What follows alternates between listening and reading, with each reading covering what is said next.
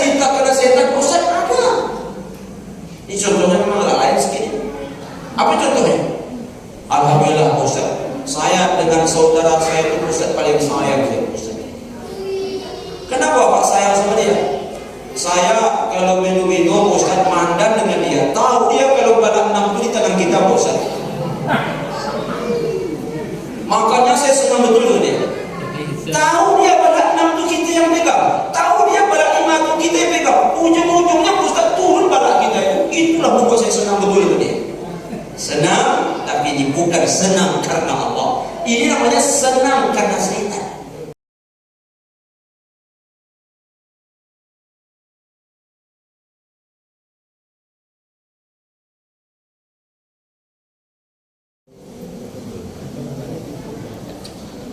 Bismillahirrahmanirrahim. Assalamualaikum warahmatullahi wabarakatuh.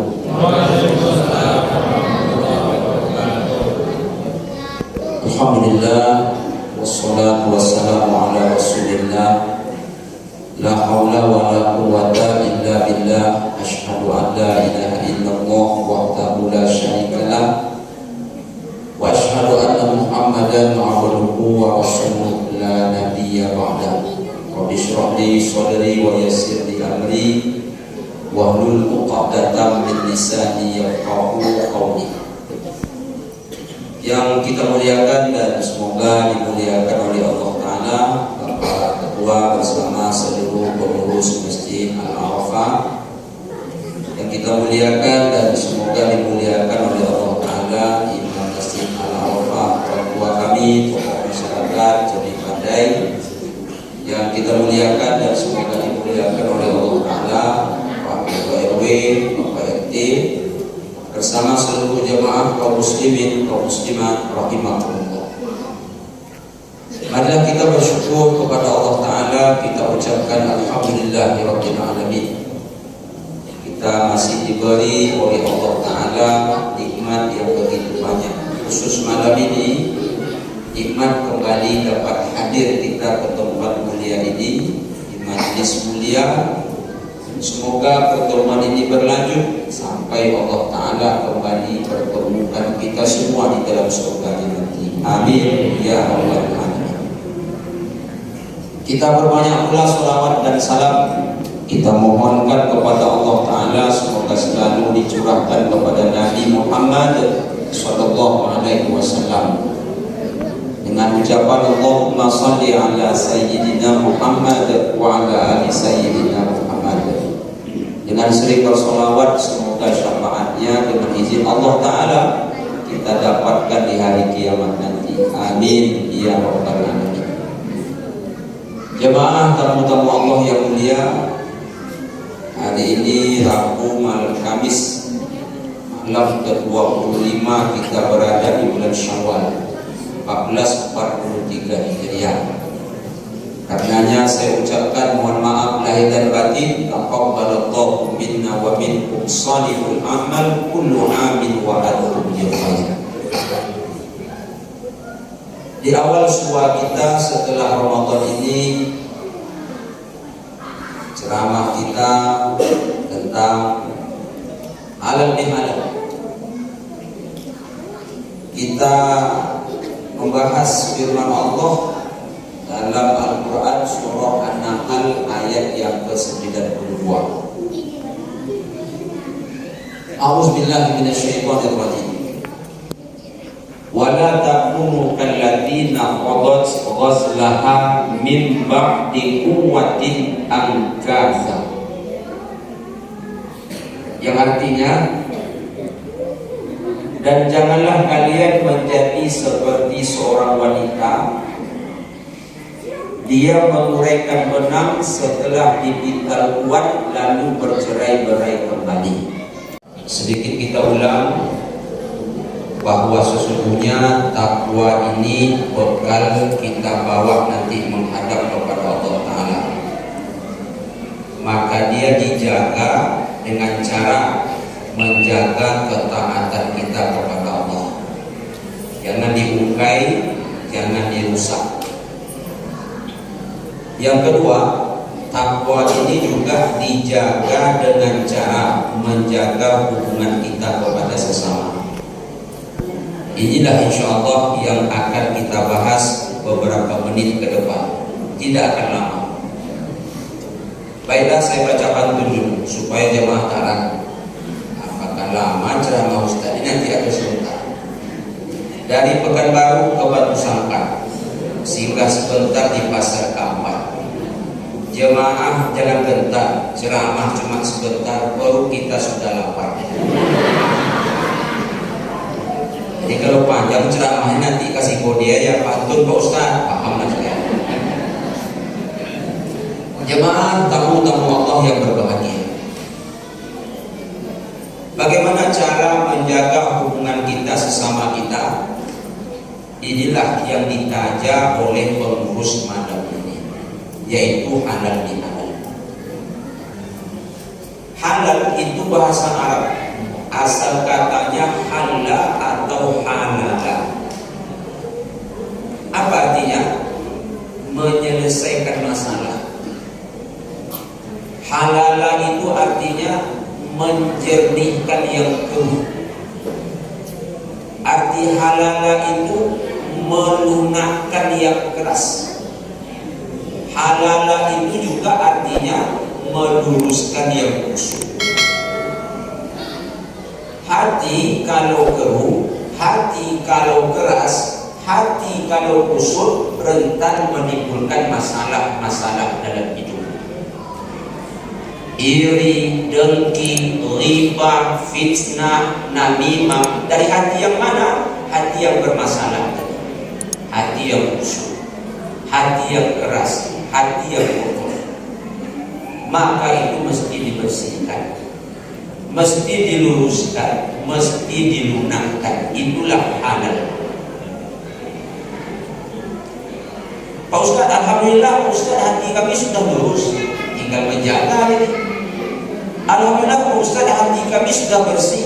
Alhamdulillah Pak Ustaz, hati kami sudah lunak. Alhamdulillah, tinggal jaga. Lalu pertanyaannya, bagaimana cara meluruskannya? Bagaimana cara menyelesaikannya? Yaitu dengan bermaaf-maafan.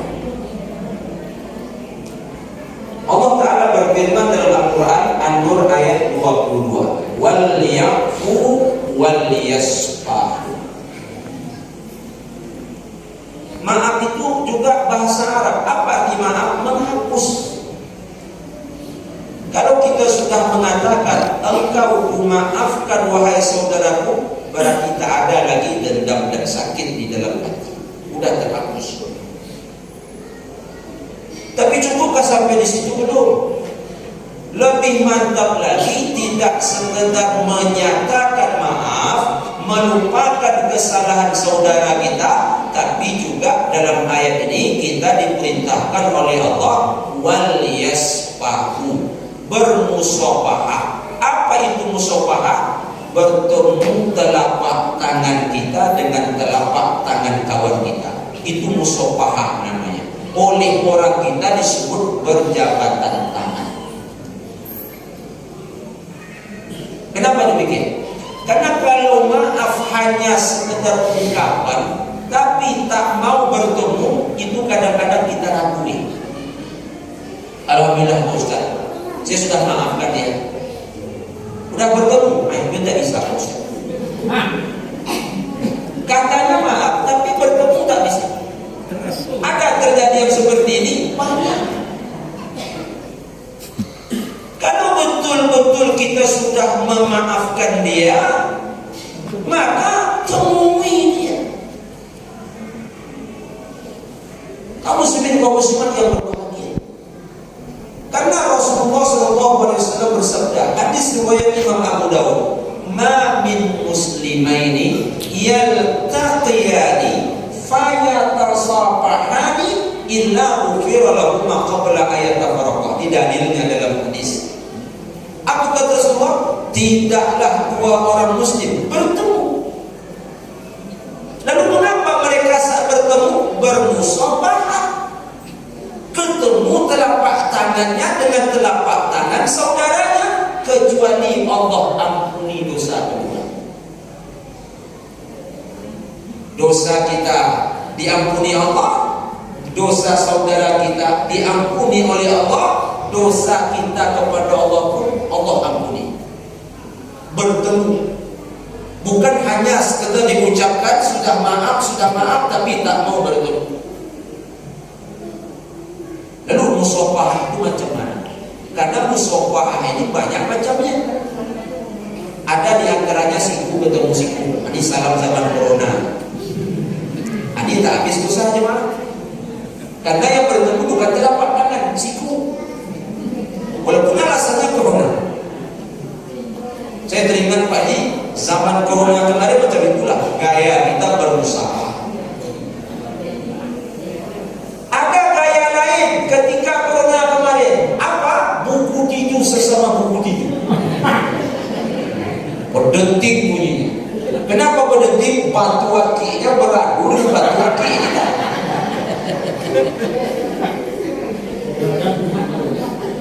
Jadi bukan musafahah. Kenapa? Keluar dari definisi. Ada lagi Bapak Ibu jemaah yang berbahagia, musafahah itu kita tengok dalam kenyataan ujung sama ujung ketemu sebentar pula. Sehingga kadang-kadang musafahah yang macam ini bukan menghapuskan dosa, mendatangkan dosa baru. Kok bisa? Sombong kali Pak Ustaz.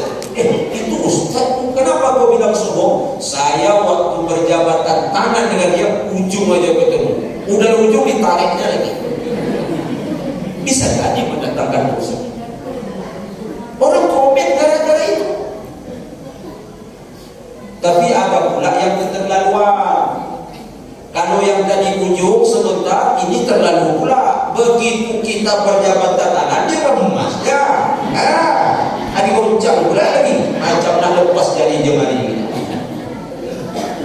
Besok ketemu dia trauma gitu. Tak mau kita jabatan tangan. Apa sebab? Yang kemarin 4 hari baru hilang sakit. Ada yang macam ini? Ada. Tapi ada pula yang lebih parah lagi. Ibadah. Apa itu? Begitu berjabatan tangan, apa kata dia? Ini telapak kaki, telapak tangan. Keras. Kalau nanti kita berjabatan tangan, terasa keras telapak tangan kawan. Dia banyak. Kenapa keras telapak tangannya? Mesti dibengkokkan. Batu bata dipecahkannya.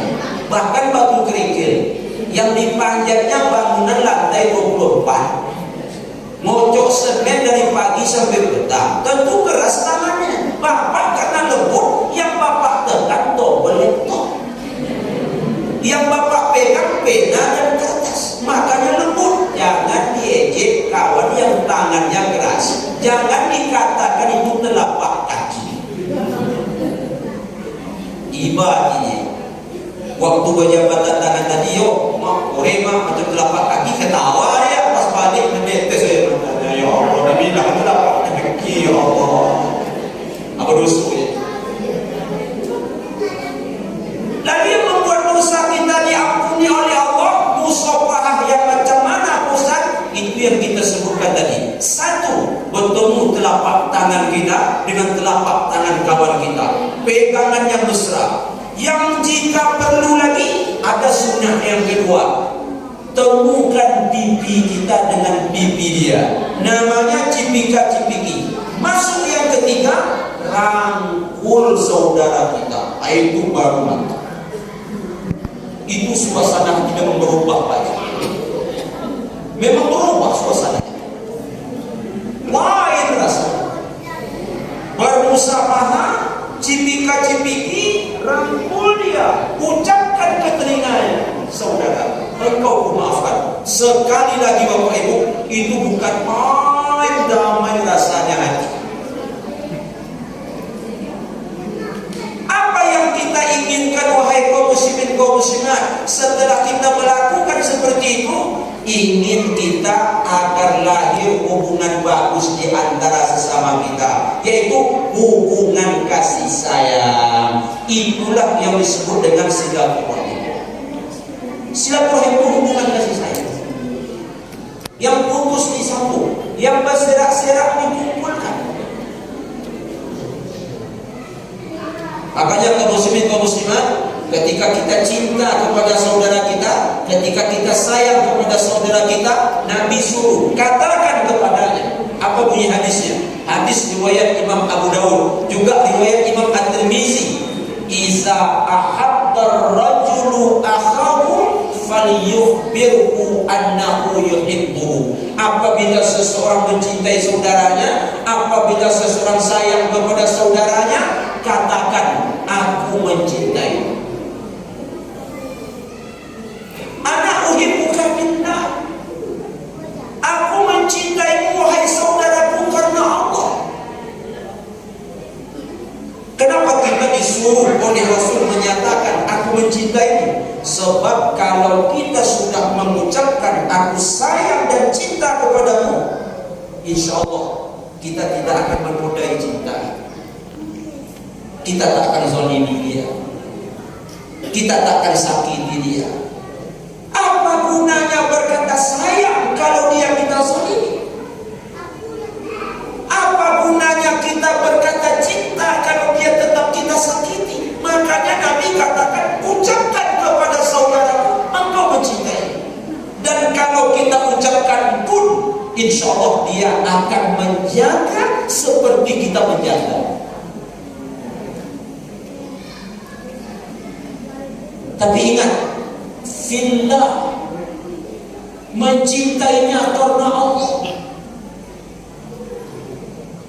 Memang Pak Ustaz, ada cinta bukan karena Allah? Ada. Cinta karena apa? Karena nafsu. Cinta karena apa? Karena setan. Ada cinta karena setan Pak Ustaz? Ada. Ini contohnya memang lain segini. Apa contohnya? Alhamdulillah Pak Ustaz, saya dengan saudara saya itu Ustaz paling sayang saya Ustaz. Kenapa Pak sayang sama dia? Saya kalau minum-minum Ustaz mandan dengan dia. Tahu dia kalau balak 6 itu di tangan kita Ustaz. Makanya saya senang betul dengan dia. Tahu dia balak 6 itu kita yang pegang. Tahu dia balak 5 itu kita yang pegang. Ujung-ujungnya Ustaz turun balak kita itu. Itulah membuat saya senang betul dengan dia. Senang, tapi ini bukan senang karena Allah. Ini namanya senang karena setan. Tapi kalau begini, Bapak senang dengan dia, alhamdulillah senang betul Ustaz. Kenapa? Asal ada kajian Ustaz di WA, diajak saya. Asal mendengar azan Ustaz, begitu dia lewat depan rumah saya, Pak, ada yang panggil saya. Itu namanya cinta karena Allah. Tapi kalau tadi itu bukan karena Allah. Apa penyebab dia senang? Apa penyebab dia cinta? Balak 6-nya turun terus. Sehingga kalau main taruhan tak pernah bayar teh botol, tak pernah bayar teh telur. Apa sebab? Menang terus. Sayang juga orang seperti ini, sayang. Cinta juga orang seperti ini, cinta. Tapi ini bukan cinta karena Allah Subhanahu wa ta'ala. Lalu apa itu cinta karena Allah? Karena saudara kita itu taat kepada Allah, kita cinta kepada dia. Suatu saat manakala dia mendurhakai Allah, kita bukan benci kepadanya, tapi benci perbuatan durhakanya itu kepada Allah Subhanahu wa ta'ala. Baik Bapak Ibu jemaah, berawal dari bermaafan, kemudian kaum muslimin kaum muslimat yang berbahagia, kita berjabatan tangan, lahir hubungan yang bagus. Untuk apa hubungan yang bagus itu? Agar lahir pula kebersamaan di antara kita sesama jemaah. Sehingga dengan bersama, yang susah jadi mudah. Dengan bersama, yang berat jadi ringan. Dengan bersama, yang jauh terasa dekat. Nah, itu kita tengok tema malam ini. Dengan halal bihalal, lalu saling maaf-memaafkan, lahir hubungan silaturahmi, ujung-ujungnya adalah muncul kebersamaan. Hidup tak bisa sendiri-sendiri.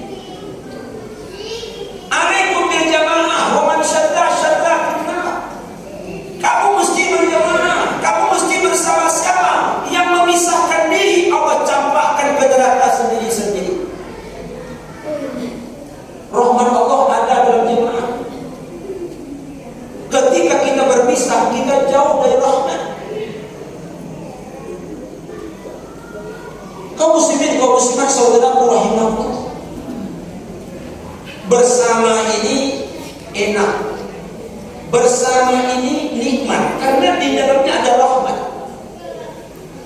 Saya kasih contoh. Sebentar lagi kita akan makan ini. Saya tak tahu sambalnya apa, tapi mungkin ada gulai ayam, bisa jadi ada rendang. Ini contoh kebersamaan. Kita contohkan gulai ayam. Ketika ibu kita masak gulai ayam, istri kita masak gulai ayam, apa langkah-langkahnya? Pertama, dia beli ayam dulu. Sudah ayam dibeli, langsung jadi gulai ayam? Belum. Dipotong-potong ayam dulu. Sudah dipotong ayam tadi, langsung jadi gulai ayam? Belum. Prosesnya lama. Apa proses berikutnya? Cabai. Ada apa dengan cabai? Cabai digiling di atas batu, kemudian dihimpit pakai batu, digiling halus. Kenapa tak pakai blender? Konon katanya cabai blender tak enak, makanya pakai gini. Ayam dipotong-potong, cabai pun halus digiling, jadi gulai ayam belum. Apa lagi? Kelapa. Buka kulitnya, dibelah menjadi dua, dikukur, diperas, jadi gulai ayam belum. Apalagi proses berikutnya, bumbu-bumbunya. Saya tak pandai menyebutnya satu persatu, namanya langkok. Langkok itu jangan di Indonesia kan juga lagi lengkap. Nanti pergi pula ke pasar pagi lengkap, ada lengkap Pak, dia bilang tak ada. Karena langkok itu bahasa Indonesia. Mana tahu nanti istri kita tak sakit, tak apa kan, disuruhnya kita suami pergi belanja ke pasar. Jangan lupa bang, langkok bang. Nah, sampai kita ke pasar, ada lengkap. Walaupun ada barang di situ dibilang tak ada. Pergi pula ke tempat yang satu ini, ada lengkap, enggak gitu.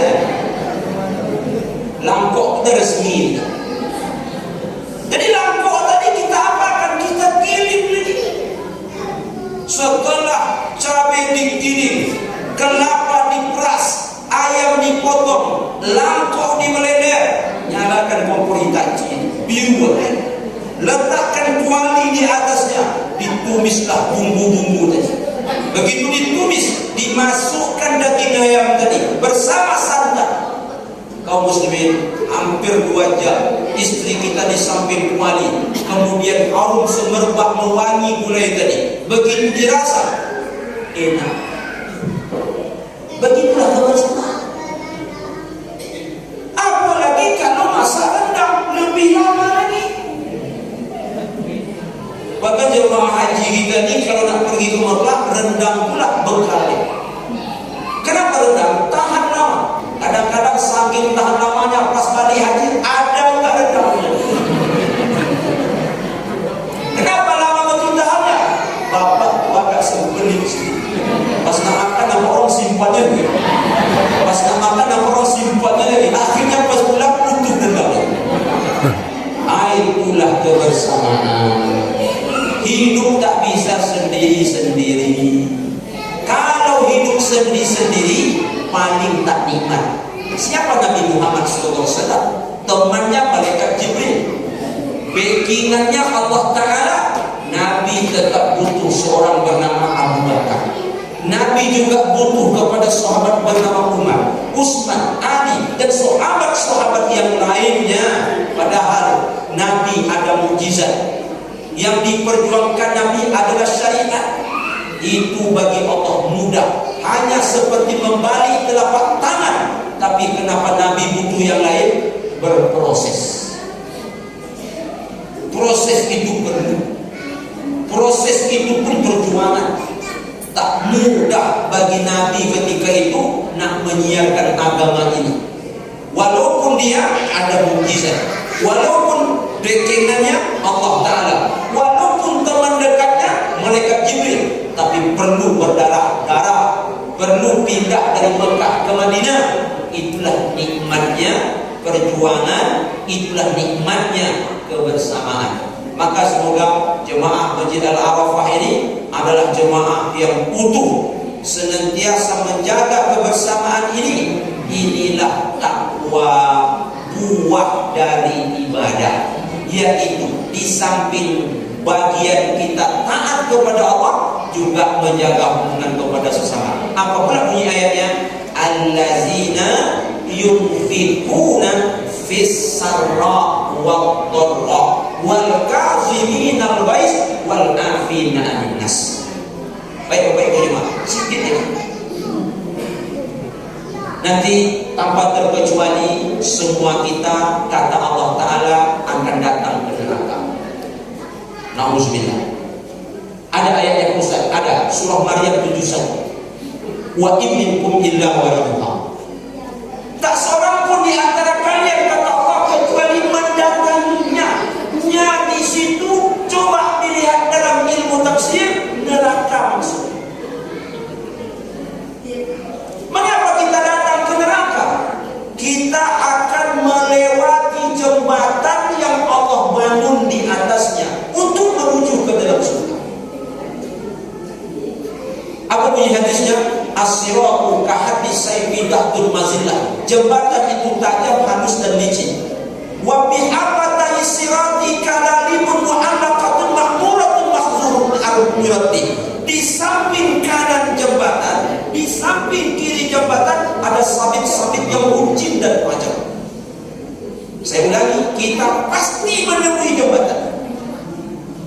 Dia dibangun oleh Allah di atas neraka, tajam, halus dan licin. Samping kanan ada duri, samping kiri ada duri, mengait-ngait orang yang lewat di atasnya. Saat kita akan meniti, Allah datangkan dua pertanda tadi. Inilah kaji kita. Takwa kita kepada Allah, kemudian hubungan kita kepada sesama. Hadisnya, tursalul amanah warahim fatakumani janabahi sirati yaminan wa shimalan. Hadis sahih riwayat Imam Muslim. Apa arti hadis? Saat kita akan meniti jembatan tadi, Allah datangkan dua perkara. Yang satu di sebelah kanan. Apa itu? Amanah. Apa makna amanah di sini?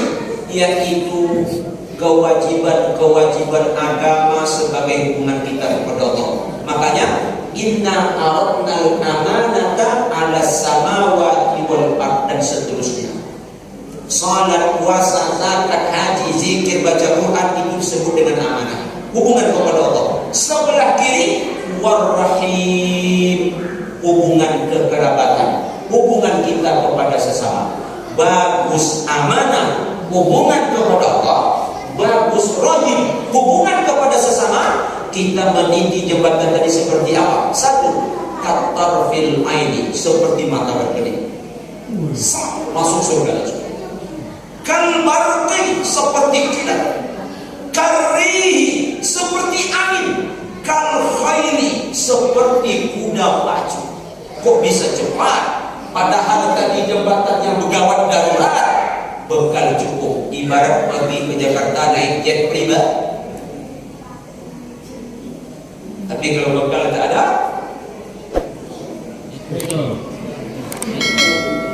hubungan kepada Allah kacau, hubungan kepada sesama kacau. Ibarat naik so, lambat sampainya, mungkin terjatuh pula ke bawah. Na'udzubillah, summa na'udzubillah.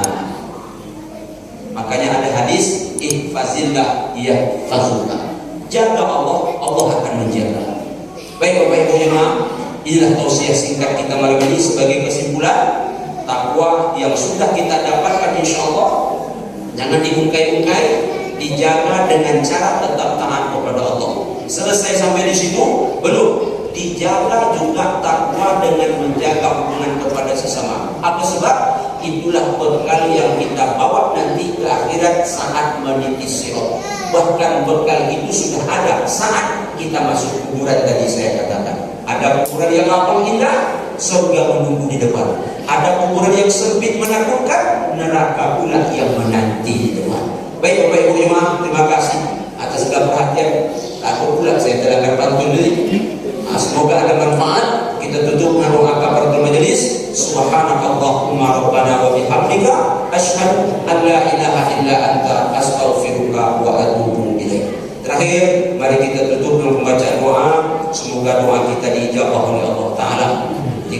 saudara kita yang sakit saat ini, semoga Allah berikan kesembuhan dan semoga Allah berikan kesehatan. Yang banyak-banyak masalah, Allah Subhanahu wa Ta'ala selesaikan masalah mereka. Kemudian di antara kita senantiasa Allah Subhanahu wa Ta'ala berikan penjagaan, perlindungan, taufik dan hidayah. Amin ya rabbal alamin. A'udzubillahi minasyaitonirrajim. Bismillahirrahmanirrahim. Alhamdulillahi rabbil alamin. Wassalatu wassalamu ala asyrafil anbiya'i wal mursalin wa ala alihi wa ashabihi ajma'in. Allahumma ja'al jam'ana hadza jam'an marhumah wa tafarraqna min ba'dihi Allah tafarruqan ma'sumah. Allahumma iftah li hadhihi al-jama'ah abwaab ar-rahmah wa abwaab an-ni'mah wa abwaab al-barakah wa abwaab as-sihah wa abwaab al-'afiyah wa abwaab al-quwwah wa abwaab as-salamah wa abwaab as-sa'adah wa abwaab al-jannah ya arhamar rahimin. Allahumma inna nas'aluka al-huda wat-tuqa wal-'afafa wal-ghina. Rabbana zalamna anfusana wa in lam taghfir lana wa tarhamna lanakunanna minal khasirin. Allahumma khtim ajalana wa a'malana bi husnil khatimah wa la takhtim alaina ya Allah bi su'il khatimah. Rabbana istajib wa taqabbal du'ana innaka antas sami'ud du'a wa tub alaina ya maulana innaka antat tawwabur rahim. Rabbana atina min ladunka rahmah wa hayyi lana min amrina rasyada. Rabbana atina fid dunya hasanah wa fil akhirati hasanah wa qina adzabannar. Subhana rabbika rabbil izzati amma yasifun wa salamun alal mursalin walhamdulillahi rabbil alamin. Taqabbalallahu minkum minna wa minkum wa